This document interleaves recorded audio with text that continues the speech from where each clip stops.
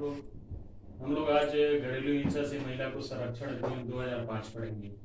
चूंकि यह हमारे एलएलबी सेकंड सेम के हिंदू विधि में भी है यह, और साथ में सीजीपीएससी मेन का 7th पेपर में भी ये 12 के रूप में शामिल है। अभी तक तो 2 नंबर 4 नंबर का पूछा गया है कि घरेलू हिंसा क्या है, महिला को इसमें क्या प्रावधान है संरक्षण के लिए, क्या क्या संरक्षण के लिए है। लेकिन आप लोग देखेंगे कि घरेलू हिंसा से जो महिला को संरक्षण दिया गया है उसके तहत क्या है,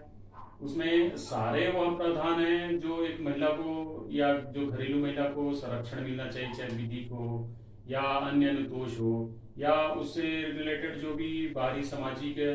प्रावधान उनको संरक्षण दिया गया है, उसको एक कानूनी रूप से मान्यता प्रदान करने के लिए यह अधिनियम को लाने का उद्देश्य था। अब इस अधिनियम का जो कानून जो प्रवृत्त हुआ वो 13 सितंबर 2005 को हुआ। और पहले हम लोग जितने भी बारीक में पढ़ते थे कि जम्मू कश्मीर को छोड़ के शेष भारत के क्षेत्रों में लागू होगा, जैसे धारा 1 में बताया गया संक्षिप्त विस्तार और उसकी परिभाषा को। लेकिन वर्तमान में 31 अक्टूबर 2019 के बाद क्या है, जम्मू कश्मीर में वह प्रावधान खत्म हो गए कि वह क्या है, 2 संघ शासित प्रदेश बन गया है। तो आज हम लोग इनका पूरा इसमें 5 अध्याय और 37 धाराएं के साथ यह प्रयुक्त हुआ है कानून जो है। तो जो मेन टॉपिक है जो जिससे पूछा जाता है, मैंने ऑथेंटिक सोर्स से लिया है जो आपको उस तस्वीर में दिख रहा होगा। दोनों बुक से मैंने स्टडी किया है उस चीज़ों को, और हमारे कोर्स में भी है, एलएलबी हो चाहे सीजीपीएससी मेंस हो, इसमें बहुत सारा कवर हो जाएगा। चलिए हम लोग चलते हैं। सेकंड धारा में इसका बताया गया कि दहेज निषेध अधिनियम 1961 भी हम लोग पढ़े हुए हैं। तो इसमें क्या रहता है, घरेलू हिंसा में महिला की यदि कोई उसके नातेदार रिश्तेदार या ससुराल पक्ष में आए लोग देखे होंगे कि आपको भाई आप कोई मूल्यवान वस्तु लाइए या फिर ऐसा हमको खुश करिए कि जो चीजें आप अपने मायके या अन्य चीजों से लाके हमारे आप पूर्ति को मांग को पूरा करेंगे। तो ऐसे कई चीज बहुमूल्य या कई रुपए लग्जरियस लाइफ जीने के लिए महिला के ऊपर दबाव डाला जाता है। देखे होंगे आए दिन हिंसा होता है, दहेज पकड़ना या कोई मूल्यवान वस्तु मांग रहा है, तो उसके लिए भी इसमें संरक्षण का है। तो चूंकि हम थोड़ा सा ब्रीफिंग कर देंगे, दहेज निवारण अधिनियम 1961 को लाने के पीछे रीजन वही था कि देखिए क्या है, इसमें अलग अलग धर्मों के लिए अलग अलग प्रावधान है। तो ये अधिनियम लाते समय दोनों सदन में इतना गतिरोध हुआ कि प्रथम बार राष्ट्रपति ने अनुच्छेद 108 के तहत संयुक्त अधिवेशन बुलाया इस अधिनियम को पारित कराने के लिए, लोकसभा राज्यसभा में। क्योंकि इसमें क्या है, जो प्रावधान है कि चाहे दहेज लेना या देना, जिसमें 5 साल से 15,000 रुपए का जुर्माना है, या जैसे देखे होंगे आप लोग कि दहेज का जैसे कोई ढेर सारा सामग्री अगर उसको फैला दिए, उसको प्रदर्शनी के लिए लगा रहे हैं, विज्ञापन दे रहे हैं, है ना भाई, दिखा रहे हैं, शो ऑफ कर रहे हैं लोग जो है, उसके लिए भी कड़े से कड़े प्रावधान है, 2 से 5 साल का सजा और 10,000 जुर्माना है। और कोई दहेज मांगता है उसके लिए भी वही प्रावधान है। तो ये कानून तभी प्रयुक्त होगा जब इस कंडिका में फील होगा कि भाई मूल्यवान वस्तु मांगा है या अन्य चीज है। हम लोग आईपीसी धारा 498 का में भी पढ़े हैं कि यदि उसके उपधारा 2 में बताया गया कि यदि कोई मूल्यवान वस्तु मांगता है दहेज, तो वो दहेज के तहत आएगा। मतलब मान लो दहेज की प्रताड़ना से वह मर गई या मृत्यु हो गया या जल गई, तो हम लोग आईपीसी धारा 304 खा में भी बताया गया जिसके 7 साल का सजा का प्रावधान भी बताया गया उसमें। तो ये मूलतः दहेज से रिलेटेड है। तो हम लोग जो घरेलू हिंसा ब्रीफिंग कर रहे हैं, इसमें ढेर सारा आईपीसी, सीआरपीसी और दहेज अधिनियम में सारे धाराएं लगेंगे, बारी बारी हम लोग धारा को देखेंगे। अब प्रश्न उठता है, 2 नंबर का हमेशा पूछता है कि भाई घरेलू हिंसा है क्या। तो किसी भी देखेंगे घर की जो महिलाएं हैं उनको उनके रिश्तेदार, नातेदार, पड़ोसी, काम कर रहे थे सहकर्मी या आसपास के कुटुंब हैं, घर परिवार वाले, ससुराल वाले हैं, उनको अशब्द कहे, बांझ कहे, उल्टा कहे, कर देता हूँ, बांझ कहे, उल्टा कहे, या फिर उनसे उनकी शारीरिक, मानसिक, लैंगिक या जो भी स्त्री धन है जो उनको मिला हुआ है उसका दुरुपयोग के लिए उसको प्रेरित करे, उसकी मान प्रतिष्ठा जो सम्मान है उसको संकटापन करे, हानि करे, क्षतिकर करे। तो ढेर सारा ऐसे उसका अनलॉफुल वर्क है जो एक महिला के साथ उस व्यवहार को करने से, या विधि सम्मत जो महिलाओं को अधिकार प्रदत्त है उनको आप क्या कर रहे हैं, आप हनन कर रहे हैं या बाधित कर रहे हैं, तो भी घरेलू हिंसा में आएगा। तो हम आगे देखेंगे कि देखिए, इसको मैं सीधा यही समाप्त कर देता हूँ कि घरेलू हिंसा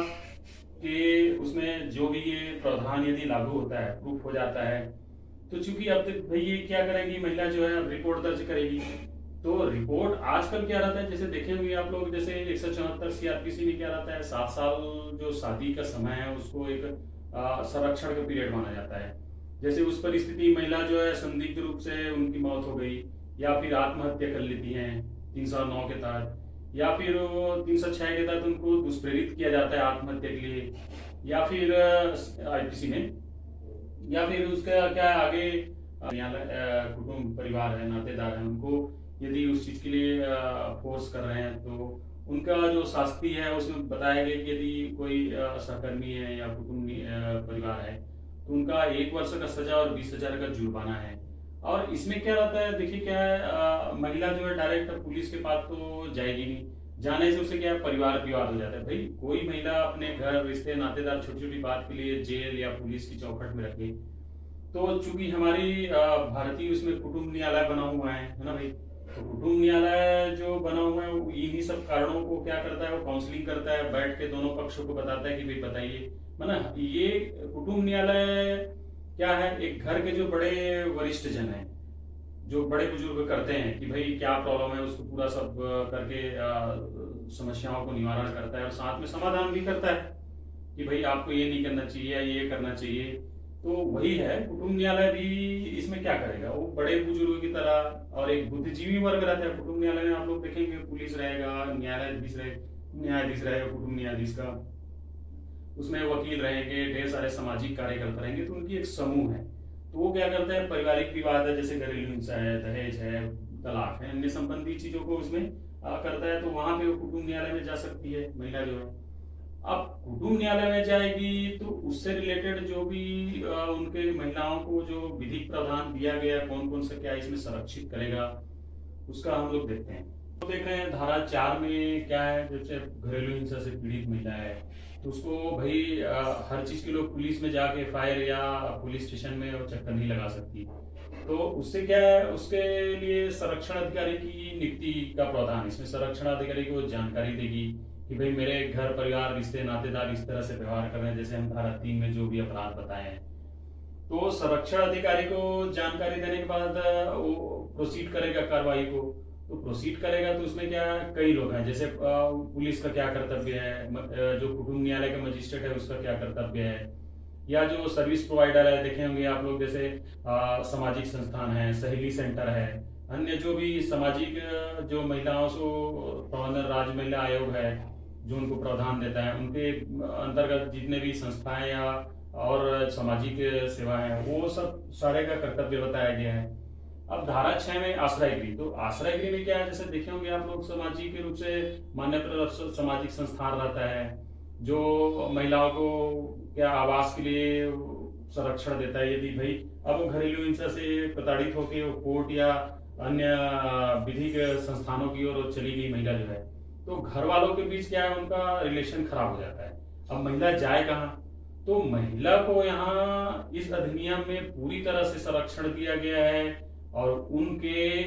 आगे लीगल जो टर्म्स है जिसमें उनको न्याय मिले, वो सारे टर्म्स में क्या क्या समस्या आ सकती है महिलाओं को, जैसे रहने की समस्या आएगी, तो उसको आश्रय गृह का क्या कर्तव्य है। अब मान लो मारपीट किया है या उनके साथ घरेलू हिंसा किया है, अन्य जो आईपीसी धारा में जैसे मारपीट या अपराध दर्ज हुआ है आत्महत्या वगैरह के लिए, तो उसके लिए भी चिकित्सीय परीक्षण का प्रावधान बताया गया है उसमें। तो चिकित्सा का क्या कर्तव्य रहेगा, ऐसा नहीं है कि मैं आपका इलाज या ट्रीटमेंट या जो आपका मेडिकल रिपोर्ट है जारी नहीं करूंगा, तो मना नहीं कर सकता हो। अब इसमें धारा 8 में नियुक्त करेगा संरक्षण अधिकारी कौन होगा, राज्य सरकार या जो भी इस अधिनियम में विदित हो संरक्षण अधिकारी उसको नियुक्त करेगा। अब संरक्षण अधिकारी क्या करेगा, महिलाओं को इन अपराधों से संरक्षण प्रदान करेगा। संरक्षण प्रदान करने के बाद साथ साथ उसको क्या उन सारी समस्याओं से जो उनको मिली हुई है उनसे उसकी समस्याओं का निवारण का मार्गदर्शन करेगा, वो हमेशा सतत मार्गदर्शन करेगा। इसमें कुछ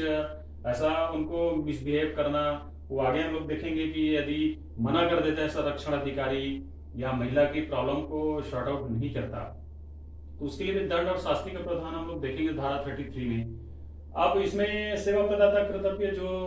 हम लोग देखेंगे, सेवा प्रदाता जो सर्विस प्रोवाइडर रहते हैं, जो महिलाओं को मोटिवेट करते हैं, जैसे देखें काउंसलिंग सेंटर है,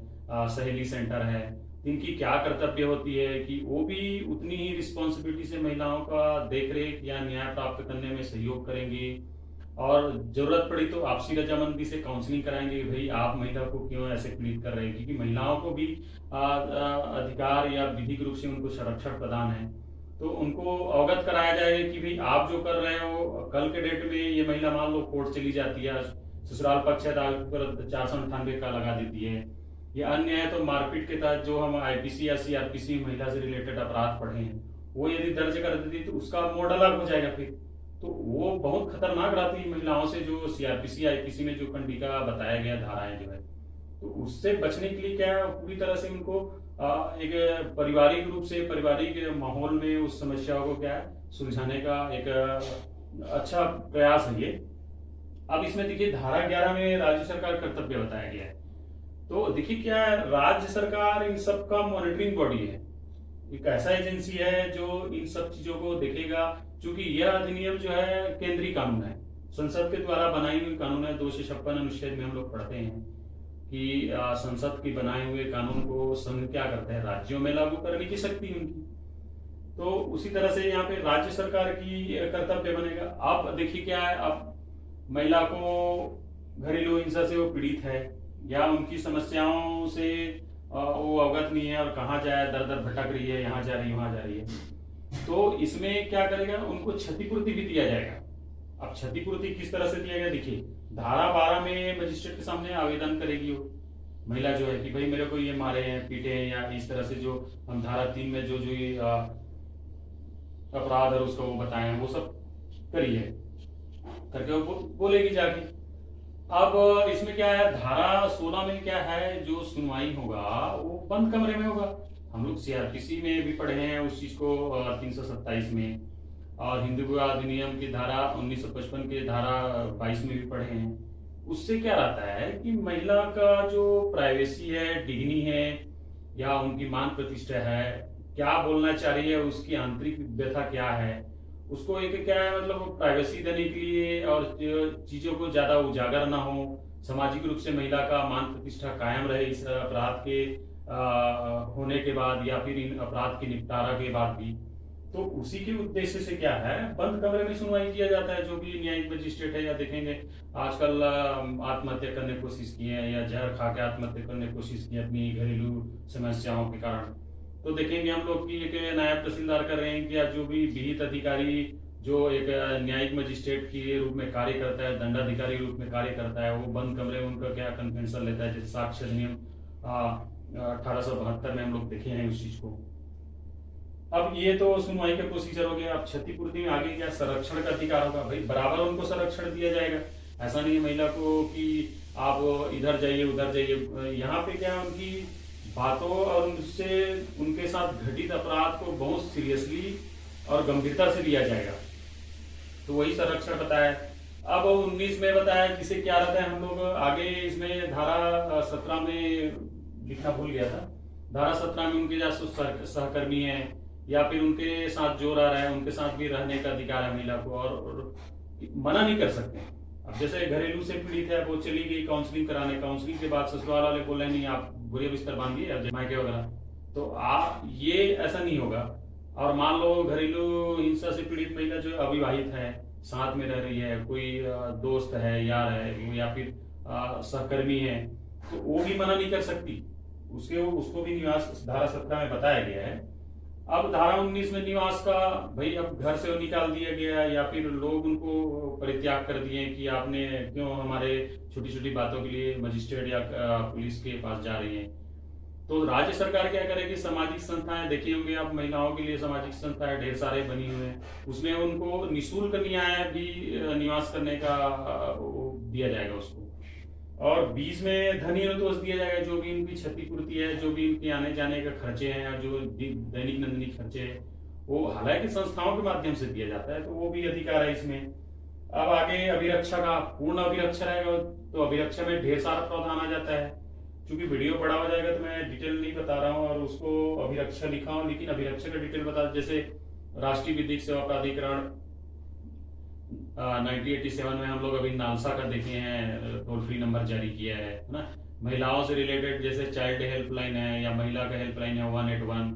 तो ढेर सारा ऐसे हेल्पलाइन है जिसके माध्यम से महिलाएं अपनी अपराध को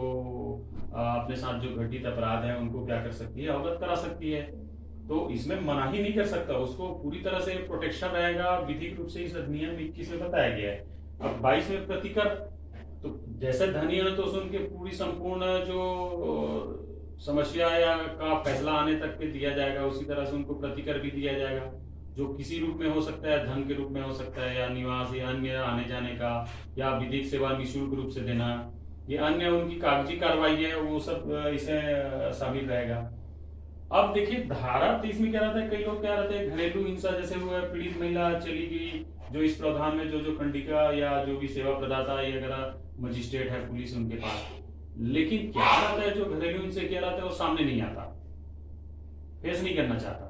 तो इसमें धारा 23 में ये भी बताया गया है कि यदि फेस नहीं करेगा तो महिला के पक्ष में पक्षी फैसला देने का न्यायालय का अधिकार है, ये भी इसमें बताया गया है धारा में। तो ये मूलतः धारा 23 तक हुआ, और 29 धारा में ये बताया अपील का प्रावधान की महिला क्या वो अपील करेगी, किस तरह से अपील करेगी। हम लोग जैसे एलएलबी में लिखना हो तो इसको हम इतना पॉइंट लिख के इसको ब्रीफिंग कर सकते हैं जितना हो, क्योंकि वहां पे 6 से 7 पृष्ठ को लिखना पड़ता। तो इसमें आईपीसी सीआरपीसी क्या है, जैसे 327 क्या है, जैसे मैंने इससे पूर्व 498 का 304 का इन सब प्रावधानों का चर्चा किया है, तो आप वहां पे ब्रीफिंग कर सकते हैं आगे। अब दंड और शास्ति में हमने पहले ही बताया, जैसे प्रत्यर्थी है, साथ में है, या कोई पीड़ित है, सामान्य है, तो उसके लिए 1 वर्ष कारावास और 20,000 रुपए तक का जुर्माना है। कोई संरक्षण अधिकारी है या विधिक अधिकारी है जो उसका कार्य को ठीक से नहीं कर रहा है, अपनी कर्तव्यों को सही से निर्वहन नहीं कर रहा है, तो उसके लिए भी ये 20,000 और 1 साल का सजा का प्रावधान है। ये सारा प्रोसीजर सीआरपीसी 1973 के तहत होगा। तो ये क्या घरेलू हिंसा से महिला को संरक्षण अधिनियम 2050 का जनरल इंट्रोड्यूस था, थोड़ा सा किसी चीज का और डिटेल में मैंने बताया है। तो ये आपको कैसा लगा वो सब बताइए कि इसमें क्या छूटा हुआ है। आप अपनी समझ अपनी कमेंट को कमेंट बॉक्स में जाहिर करिएगा, स्क्रीनशॉट ले लीजिए।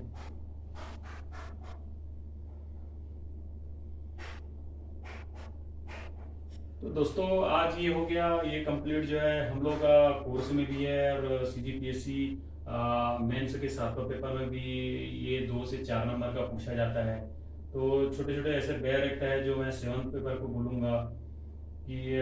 आप उनको गंभीरता से लीजिए। और एक चीज़ और है, लॉ के स्टूडेंट हैं आप यदि, तो आपके लिए बहुत बड़ा सुनहरा अवसर है, क्योंकि ये सब प्रावधानों और अधिनियम को समझने के लिए डिटेल उसकी स्टडी बहुत आवश्यक है, शॉर्ट टर्म नहीं होता। तो आज का वीडियो कैसा लगा आप बताइएगा। Thank you.